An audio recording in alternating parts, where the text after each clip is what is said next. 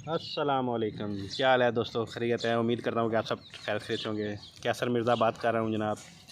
आज हम आए हैं गोटलैंड फार्म पर, तो आपको एक ऐसी शख्सियत से मुलाकात कराएंगे जिसको किसी तारफ़ की ज़रूरत नहीं है, हसन रज़ा शाह साहब। चलो ये जी चलते हैं हसन रज़ा साहब के पास। अस्सलाम वालेकुम शाह साहब। किसी तारफ़ के मुताज नहीं है, गोट इंडस्ट्री को एक नई जिद्दत देने वाले पाकिस्तान में इनसे आगे कोई नहीं है, नया इनकलाब लाने वाले बकरी फार्मिंग में। तो आज हम इनसे स्पेशल टाइम लेकर आए हैं इनसे मुलाकात करने के लिए। तो आइए आज इनसे कुछ बात करते हैं। ये हम खड़े हैं जनाब इनके एक पोर्शन में जो कि बच्चों का पोर्शन है, और इसमें माशाल्लाह बड़े प्यारे प्यारे बच्चे नज़र आ रहे हैं हमको। तो आज हम एक छोटी सी वीडियो बनाएंगे बच्चों के बारे में। शाह जी क्या हाल चाल है? उम्मीद है खैरियत से ठीक से होंगे। माशाल्लाह बड़े प्यारे बच्चे हैं। मैंने भी कुछ अर्सा काम किया है, मुझे भी ऐसे ही लग रहा है कुछ जैसे 2 महीने के हैं, कुछ 2.5 महीने का बकरा है। तो बाकी आपसे जानने की कोशिश करते हैं कि ये जो बच्चे हमें नज़र आ रहे हैं इनके कुछ उम्रें वगैरह हमें बताएं कि ये कितनी कितनी उम्र के बच्चे हैं।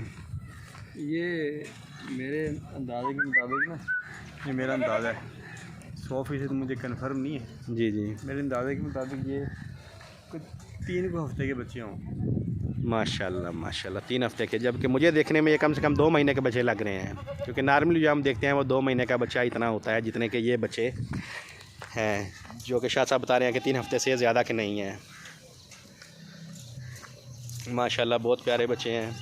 ग्रोथ देख के इनकी पता चल रही है कि 3-4 हफ्ते के बच्चे, 2-3 महीने के जो बाहर आम नॉर्मली 2-3 महीने का बच्चा होता है उसके बराबर हैं ये बच्चे। तो यही फ़र्क है गोटलैंड का और एक आम बकरी रखने वालों का। यहाँ आकर देख के तबीयत खुश हो जाती है। बाकी मज़ीद शाह साहब से पूछते हैं। आज फरहान साहब से तो मुलाकात नहीं हो सकी, वो अपने घर वापस गए हुए हैं लाला मूसा, तो इसलिए शाह साहब से तो नॉर्मली बातचीत ही हो रही है। तो इंशाल्लाह जब फरहान साहब वापस आएंगे तो फिर उनसे तफसीली मुलाकात होगी। फिर वो तो एक एक दिन का हिसाब किताब बताएंगे आपको कि ये कितने कितने दिन के बच्चे हैं और इनकी माँ कौन सी है, इनका बाप कौन सा है।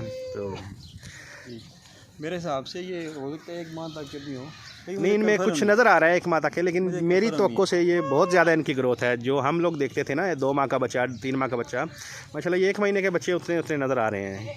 तो यही फ़र्क है खाने पीने का। हम लोग सबस चारा देते थे, ये लूसन। असल में यहाँ पे हम बिल्कुल खुश्क चारा देते हैं। हाँ जी, खुश्क चारा। उसमें जो है ना वो अक्सर औक़ात हम उसका प्रोटीन लेवल चेक करते रहते हैं। सही। प्रोटीन लेवल जो है ना वो देते हैं 18%, 20%। 18 से 20 तक प्रोटीन लेवल। हम मुस्तकबिल में सोच रहे हैं ना, वो सोच रहे हैं कि हम बच्चों को 22-24% प्रोटीन पर लेके जाएँ। ठीक। तो हो सकता है कि इससे ज़्यादा अच्छी हमें इनकी ना वो ग्रोथ होगी। नहीं, मैंने भी शायद जी जानवर रखे थे, लेकिन ज़मीन आसमान का फ़र्क है मेरे जानवरों और आपके जानवरों में। सिर्फ बुनियादी फ़र्क वही है खुराक का। खुश्क चारा नहीं ना आप देते? हाँ जी, मैं खुश्क चारा नहीं दे रहा था, बिल्कुल सही बात है। और मेरे नाकाम होने की वजह भी कोई ऐसी थी, खुश्क चारा नहीं था और बीमारियाँ जानी नहीं छोड़ रही थी। टाइम से वंडा भी देते हो? वंडा भी नॉर्मली था, मतलब टाइम टू टाइम नहीं था, लेकिन बस डाल दिया, नहीं डाला तो नहीं डाला। बस ये खुराक अच्छी डाल दें, बाकी तो सारा कुदरत का काम होता है ना। जी बेशक। बाकी वो छोड़ दें, आपकी ज़िम्मेदारी एज अ फार्मर यही बनती है, खुराक अच्छी दें। बस खुराक अच्छी दें, अल्लाह पे तवक्कल रखें, और मैं नहीं समझता कि आपका नुकसान हो इस काम में। बिल्कुल। जानवर मर जाएं या बच्चे ग्रोथ ना करें, नहीं देखें, मौत मरना जीना तो एक ज़िंदगी का हिस्सा है ना, लेकिन नज़र आ रहा है कि जानवरों की ग्रोथ। जानवर जो है ना वो मरे ना आपका, तो वो सेहतमंद मरे।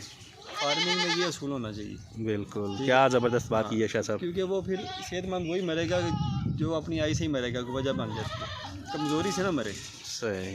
खुराक ठीक होनी चाहिए, खुराक ठीक हो तो कमज़ोरी होती है। बाकी मौत तो फिर बरहक है ना जी, उसमें तो कोई शक वाली बात नहीं है। हमारे यहाँ पे फार्मों में जितने भी जानवर आप देखते हैं मरते हैं, वो सारे लागत ज़ईफ़ नाइफ किस्म के देखते हैं आप। बिल्कुल ऐसी बात है, कमज़ोर होकर जानवर बेचारे खुद नहीं मरते, वो मारे जाते हैं। इसलिए आप जानवरों की सेहत का ख्याल रखें, खुराक। मुझे शाह साहब अच्छी तरह याद है कि दिसंबर या जनवरी में मैं आपके पास इधर चक्कर लगाया था। 15 दिसंबर था या 15 जनवरी थी, यानी पीक सर्दी का टाइम है वो।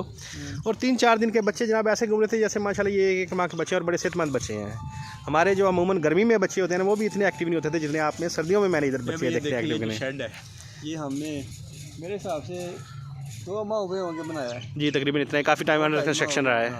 तो ये सख्त सर्दियाँ थी, सख्त सर्दियों में बारिश लगी हुई थी। जी बिल्कुल ऐसे ही आप जानवर अंदर शिफ्ट किए, ये तो पानी खड़ा था सारा सख्त सर्दियों में, तो क्या ले दिसंबर जनवरी में। तो उस वक्त भी जानवर हमारा कोई ज़ाया नहीं हुआ था। जी बिल्कुल, मुझे याद है, मेरा चक्कर लगता रहता है, ऐसी बात ही है, जानवर बारिश में भी बाहर रहते थे इधर। एक ही वजह थी उसके पीछे कि इनकी खुराक हमने बड़ी टाइट रखी, खुराक अच्छी रखी हुई थी, तो इसलिए ये सर्दी में भी सर्वाइव कर रहे थे। सर्दी में भी सर्वाइव है, मरते नहीं हैं, यही सबसे बड़ी आपकी कामयाबी है। तो मेरा तो ये पैगाम है सब के लिए, खुराक पे समझौता ना करें। पाकिस्तान में लोगों का ये तस्वर है कि जो है ना खुराक बकरी की सस्ती रखनी है, मुनाफा ज़्यादा कमाना। हाँ जी बिल्कुल, यही सोच है कि मुनाफा कम कमा लें, खुराक महंगी दें, महंगी दे लें। 1 2 साल 3 साल मुनाफा ना भी कमाएं, कम कमा लें, कम कमा उसके लें, बाद आपको सारी समझ आ जाएगी, फिर आप खुराक भी मुनासिब देने लग पड़ेंगे और इनसे कमाएंगे भी ज़्यादा, कमाएंगे भी पहले दिन ज़्यादा। से अगर आप चल पड़े ना ये इस चक्कर में कि खुराक पे खर्चा कम करना है, कमाना ज़्यादा है, जी तो फिर कमाइयाँ बैठी हैं। शाह साहब, एक बात ये जो आपने अभी की है कि कमाई पे टाइम लगता है यहाँ बकरी फार्मिंग है, लेकिन हम लोग जो कहते हैं मंडी से बकरी लेके आए, गब्बन लेके आए, महीने बाद वो बच्चे दे दें, हम तो इतने फास्ट होते हैं कि महीने बाद बच्चे दे के 2 महीने का हो जाए हम सेल कर दें। हम तो इतने फास्ट होते हैं तरक्की करने के चक्कर में, तो लाजमी बात है कि उसमें हम नुकसान ही करते हैं। ये देखे काम सब्र का है। जी बिल्कुल, कोई जिसने सब्र कर लिया वो कामयाब हो गया, कामयाब हो गया, जिसने सब्र ना किया वो नाकाम हो गया। माशाल्लाह जी। ये बच्चे देखें, हम इनको क्लोज से भी आपको दिखाने की कोशिश करते हैं। बाकी बड़े जानवरों पर इंशाल्लाह फिर दोबारा अलग से एक वीडियो आएगी। अभी हम बच्चों तक ही रहते हैं और थोड़ा सा इंट्रोडक्शन शाह साहब से किया और कुछ बुनियादी बातें जो इन्होंने हमें बताई, जज़ाकल्लाह खैर उसके लिए। इसलिए वीडियो लंबी होती जा रही है, तो इंशाल्लाह नेक्स्ट जो पॉजिटिव वीडियो मिलेंगी आपको, काफ़ी अच्छी टिप्स वाली वीडियो भी मिलेंगी, तो तब तक के लिए इजाज़त दीजिए। इंशाल्लाह उम्मीद है कि रेगुलरली मुलाकात होती रहेगी आप लोगों से। बाकी वही यूट्यूबर्स की एक ही भीख मांगने की आदत, सब्सक्राइब कर दें, शेयर कर दें, लाइक कर दें। थैंक यू, जज़ाकल्लाह। शाह साहब शुक्रिया जनाब, टाइम दिया आज आपने हमें। ठीक है।